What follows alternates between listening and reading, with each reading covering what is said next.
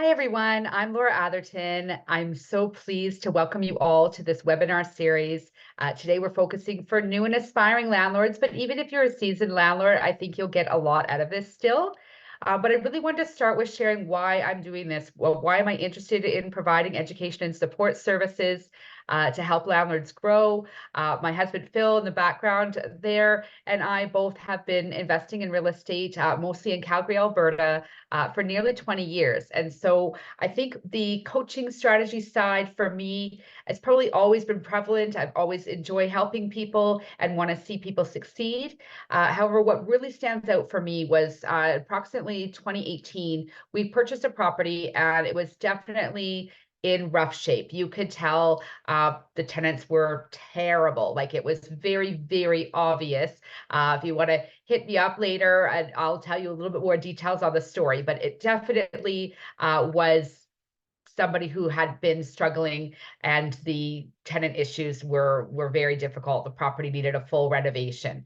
And so with that, we obviously got a fantastic deal, which is great. I love getting a good deal on real estate. But what we could see and what we learned during the process was that the actual owners were, they were a couple and they were actually going through a separation. And so obviously I don't know any of the personal details about them, but I kind of led to think a little bit about how this pressure of this real estate investment that had probably had the intentions of being, great value for them and their family, and then with the bad tenants and, maybe not having the tools to be able to manage it properly, that they now were in probably some financial distress, and it was actually turning to become also ending their relationship. And so ultimately for me, it became really important, again, not just to get a good deal in real estate. I think there's always deals. Work with me, I believe in abundance. There's lots of things kind of happening and available, and I'd rather have everybody succeed. And so that's kind of when I started my coaching strategy of the Real Laura coaching and strategies. And we've now also created our Unlock Success event. So I'll share a little bit more today. But I just wanted to kind of start with that. And then I'm going to share my screen and run through a bit of a presentation to keep me on task today. And so again, I was just mentioning the Unlock Success events by Real Laura. So these are events in Calgary that we're starting, but there's also membership and other details that I'll share with you throughout our time together. So a little bit more about Phil and I. So obviously, as I stated, we've been real estate investors for nearly 20 years in Calgary. We currently have over 80 doors, and that's a mix between independently owned as well as partnership. So we have a lot of experience in different styles of owning real estate. We're mostly long-term buy and hold investors. So I do, specialize in the tenancy side of things. Thank goodness my husband is handy, so he can specialize in the renovations and repairs and other really necessary part of owning real estate. So there's a lot of pieces that I'm excited to share with you. We have a lot of experience and ran through the BRRRR method, the buy, renovate, rent, refinance, and repeat numerous times. So that's, a strategy that we've used long-term. We also focused on legalizing units in Calgary. So there's lots of expertise I hope to be able to share with you guys. But let's kind of get started today and see what information. So again, I said I was going to mention a little bit more about our Unlock Success. So again, if you're in Calgary, we do have events here for our members, but also we have our social network, our Facebook group. With our membership, I'll just turn the page here so that you can get access to the code. We do have discounts right now. So if you see some information that you like today, hopefully you want to join in our membership. And this is something ongoing. We're providing, services. We're providing worksheets. Pretty much I want to take it from A to B as you get to know me on every level of anything that you might need across your landlording. And that's, a big value for me. As I've kind of said from the beginning, I'd like to see us all succeed. So let's get into it. So today's webinar, we're going to touch on some tools and things for new and aspiring landlords. Like I said, I think there'll be opportunity even if you've been in the game for a while. And so we're going to start with what I think obviously is the most important. So as per my story in the start with this unfortunate situation, was fortunate for us to pick up the property, but definitely there were, a tenant that needs to get out. and needing to start fresh. And so that's really, to me, the worst case scenario that we can have as investors and landlords, because ultimately we want to succeed. We want everyone to be happy. And so I believe that obviously starts with finding the right tenant. Now, when I started this process many, many moons ago, I was involved in a landlady group that we had. Huge value. I enjoyed that so much. Hopefully, some of you here are even from attending that from way back when. And so, with that, we had one of our founding members, and I'll never forget because it was a huge piece for me, was really big around manifesting. So, she talked a lot about creating and manifesting your ideal tenant. And to tell you the truth, back then I thought it sounded a little silly. I'm like, honestly, you can't just create your tenant and then they're going to show up. Well, I have to tell you, actually, I believe it full-heartedly now that it's quite true. So as we go through, we're going to do that today. We're going to craft your ideal tenant persona. Now, this takes a lot longer than, a 30-minute webinar. So I do want you to, take some time. After the event today, you will actually get a copy of my full 6-page worksheet that has you go deep into developing this tenant persona. Why is this important? So for me, I think there's a number of things. I talk a lot about interviewing tenants similar to my background in HR, where you're looking at interviewing and finding the right employee. So, in the days where, you're inundated with, if you had any experience with hiring of over 200 resumes, and you're trying to get through that needle in the haystack or find the diamond in the rough out of all of these applicants. Well, to me, that's very, very similar for what we're looking at in real estate and finding a tenant. And quite frankly, it's a little bit higher risk, I think, because at least with an employee, we get a 3 months probationary period, and we're not actually moving them into, over $500,000 property for the most part. So, with that, I see it as even more important in taking a lot of those strategies into who we're looking for and making sure that we're finding that right person. So as I'm thinking about who I want in my house, who's going to be the right fit, I really think about what values for them. So we'll talk a little bit later today around marketing for that correct tenant and kind of matching. But at this point, I'd like you to, and please do the success work homework later on and really, really dig in to developing who this is. I know my persona so well that they literally jump off the page for me. I see them when they come through with the applications, with their inquiries. We do also, of course, right now, I think anyone in Calgary anyways, is very, very hot market. And so with that, we are seeing that inundating of applicants. So we do have a program as well. Please reach out to me where we are able to automate a lot of that service. We do a survey so we can get through to hopefully find those best people outside of those hundreds or actually thousands of applicants that we're seeing right now. That being said, even in a slow market, this is very valuable because I think even more so in a slow market, because you don't want to forget who you're looking for and end up in a situation where you've chosen the wrong tenant for your property. So, with that, let's kind of get into that. So what I want you to do is really think about that tenant. When you're going through this experience, you'll see it in the document, like it goes through really, really deep of who these people are, because I want you to get to know what they value. And so, for example, if you're looking at someone who's very outdoorsy, maybe they like to ski, maybe they like to go camping, fishing, a lot of those types of hobbies come with a lot of equipment. And so if you're renting a 1-bedroom apartment with no storage, then how is that going to be desirable to them? Now, it's not to say that they can't go rent a different storage unit. There might be some values as to why your apartment will be a fit. But what I want you to really think about is, who are you talking to and what do they value? And then how can you approach that as we get into marketing the rental to them? So those are the kinds of things. So I think about family values as well. So when you're looking at, family, and I'm exclusively pet friendly, so I have a big value around pets, then I'm thinking about yard space. I'm thinking about different pieces that those tenants are going to value so that I can kind of match them and the property and see that it's a fit.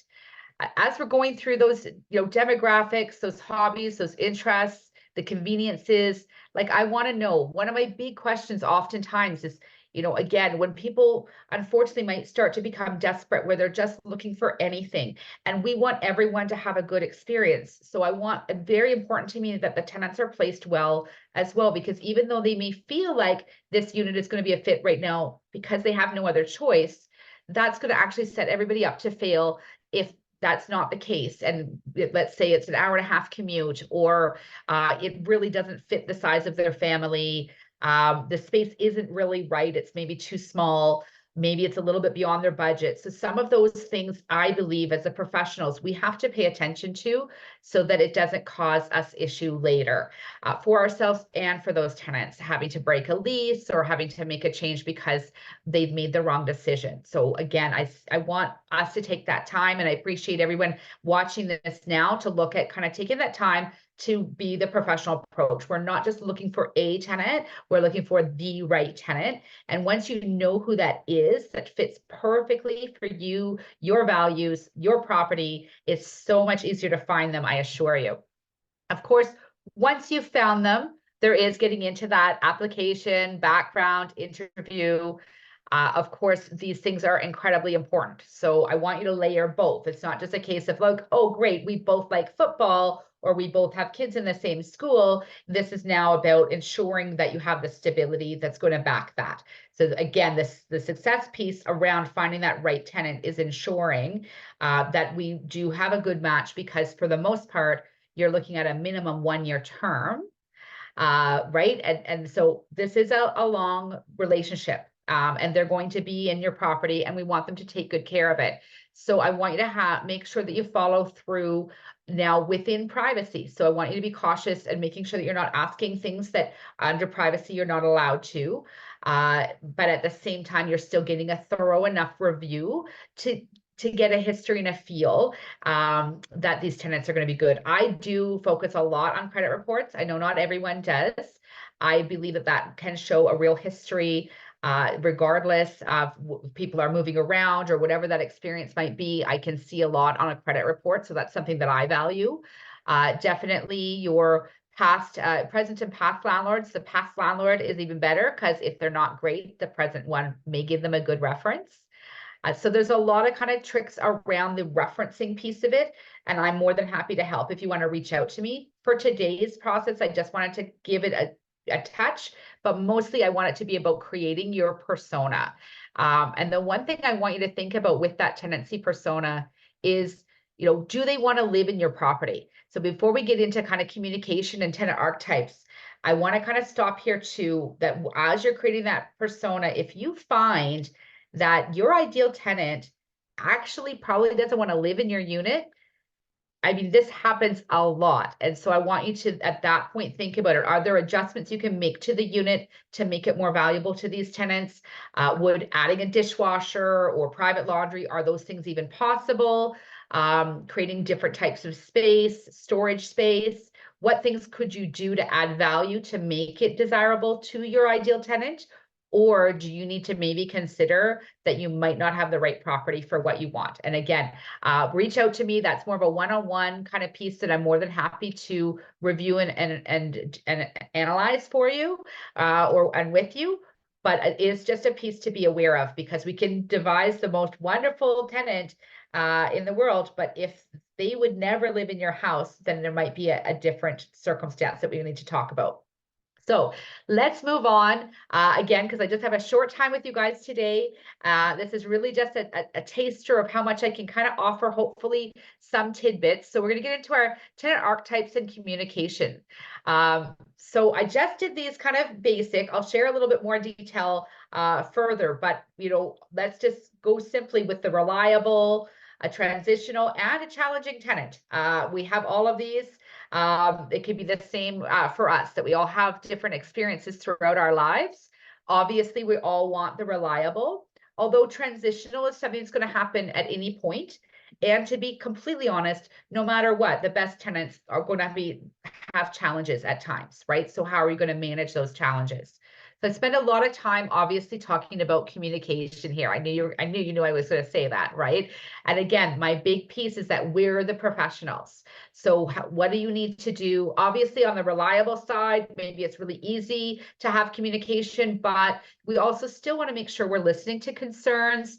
We're following up with needs. I love the piece around expressing gratitude. So we're huge around gifting our tenants. I do welcome gift. We do a gift on holiday season.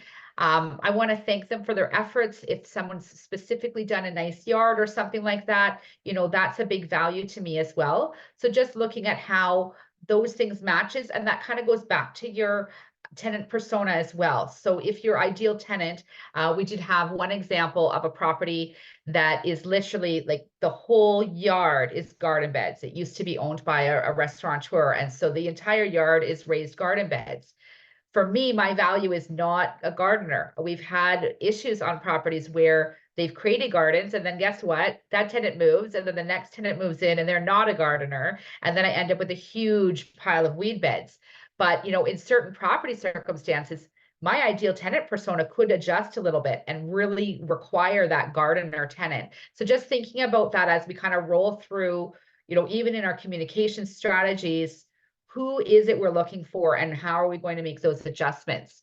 So expressing that gratitude. So if somebody's got that, that's what I was just thinking about, this beautiful garden and, the opportunity to express that gratitude, also to get even some fresh vegetables sometimes, like, we get gifts too as landlords when we're great landlords. And I think that shows that really piece around how you've built a healthy relationship with your tenants.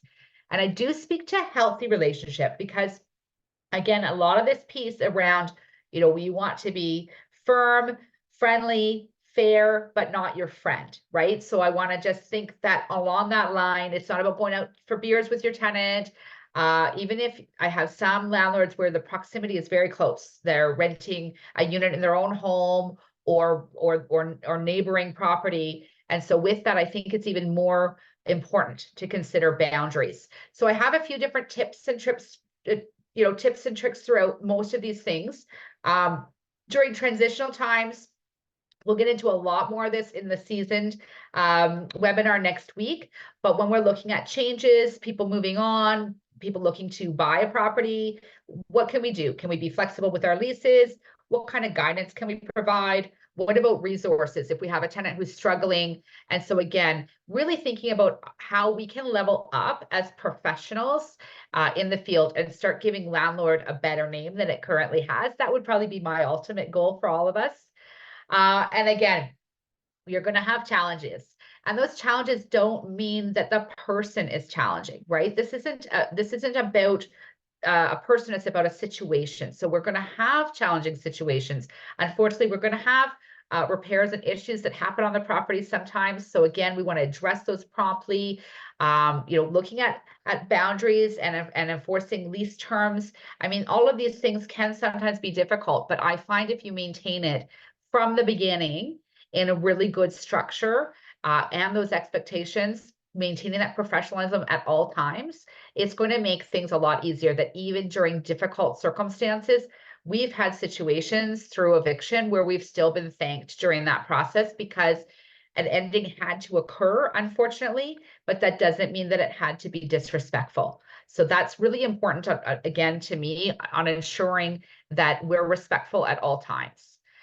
Just a few tips in the communication side. I will just kind of refer to my book that's literally just launched a week ago with my co-author, Jill Burke.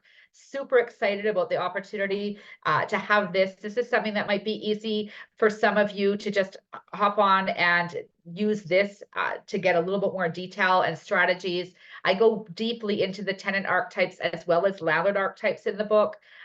We get into some fun stuff. I don't know how many of you may have, decided that you wanted to be a landlord from scratch, or if you might be an accidental landlord as a result of just a change in circumstance for yourself, right? And that's, I love that. And I want to value supporting everybody in their journey, especially if it wasn't your plan, all the more helps. So I hope, if you get a chance, you want to check out the book or refer that along to anyone, I would greatly appreciate it. But yeah, let's move on. So marketing to the right tenant. So I kind of mentioned from the beginning, with our persona and then the communication strategies. And now, we're going to get that ad out. So we're going to find that right tenant. And so with that, obviously there's a few tips that I already kind of gave away, right? But let's think about that avid skier tenant that we've got added. We got an extra storage shed for them for all their equipment. Or there's a great garage that is a space with an up area kind of space where they can put all of that ski equipment or camping gear. So those kinds of things. The gardening tenant, if you've got a gorgeous yard and you're looking for somebody who really wants to garden. So again, who is your tenant? And then what are you going to tell them specifically in your ad to ensure that you find this tenant? So what decor about the property? What appliances are they going to value? A lot about the space, I find, especially again, we're pet friendly. I find that even on the piece on the application with those, and I'm not suggesting everybody become pet friendly, but I do find it adds an extra edge for me on the references because I see responsible pet owners. They love their pets. They are quick to share with me all of their records and information, and they've got references on their pets from doggy daycare and all sorts of different things that you can really see who that person is. So if they have a pet, what kind of space do you have for pets? Where's the nearest dog park? If it's family. So again, looking at families, also looking at immigrant families and thinking about those values, again, around that communication. What do we have that's relatable so that you can ensure that you're providing a great, secure and safe place for rather they're newcomers here. Again, families, people with pets. So really thinking about what your unit is and describing it differently to attract that tenant. Again, I have a whole episode piece on marketing to your ideal tenant. I have sample ads. You can reach out to me where I literally have the same property written 3 different ways, depending on who your audience is. I think these are simple strategies, but it might not have been something that you'd considered. So I hope that some of these tips have been helpful. I hope that you can, gain a few aspects from here. Definitely what we've kind of gone through today is, the who, so the creating the ideal tenant, the what, so again, around that matching that we talked about is ensuring that we're matching your tenant to that property, that it is a fit. And then the how of like how you're going to market to find that tenant. So again, I do view this whole process as very similar to what would be a process for hiring an employee, although I'm considering even longer term. I hope that you all, anybody who has staff, have long-term employees, but definitely with a tenant, it's a minimum 1 year to start, and I hope long-lasting from there for the best fit for you. So again, I hope a lot of that was helpful. We're going to go really deep. So I want to share my digital course that's going to be coming out in April. It's already discounted for our first run, but just for anyone who attended the webinar or watching the replay, we do have an extra discount code here in the Real 50. And please do get registered and signed up. This is going to be fantastic. This is literally just a taster of what we're going to be delving in deeply, probably doing, 2 1 to 1.5 hour sessions a week and going really deep. We have entire sessions around finding the right tenant, getting through all of those pieces, not to mention, of course, unfortunately, the goal is always to have the good ones. But if we have to go through an ending process, ensuring that you know how to do that, providing all the forms, details, this is going to be really in depth. And I hope to see you there. We also have other events, like I said, in our Real Laura Unlock Success. We've got, we'll have the seasoned webinar. So please join us next week. We've got the Realtors Only webinar. So any realtors in the room or those that this is going to be fantastic because that's going to help you with your investors. That's our goal. Our goal is, again, having everyone be successful. Real estate expert panel, that's coming up. So we're just trying to put a lot of things together. Please share with me. I love to hear stories. I love for you to reach out. This will have you connect in onto my LinkedIn, and let's connect further and see how I can help. I really want to just thank everybody so much for coming on today and attending or listening to the replay. Please do follow us. Please do tell me any of your stories or questions. As like I said, it really is a huge value for me to make sure that everyone is successful in real estate. And I'm always happy to share and chat. I hope you have a fantastic day, and thank you for joining today.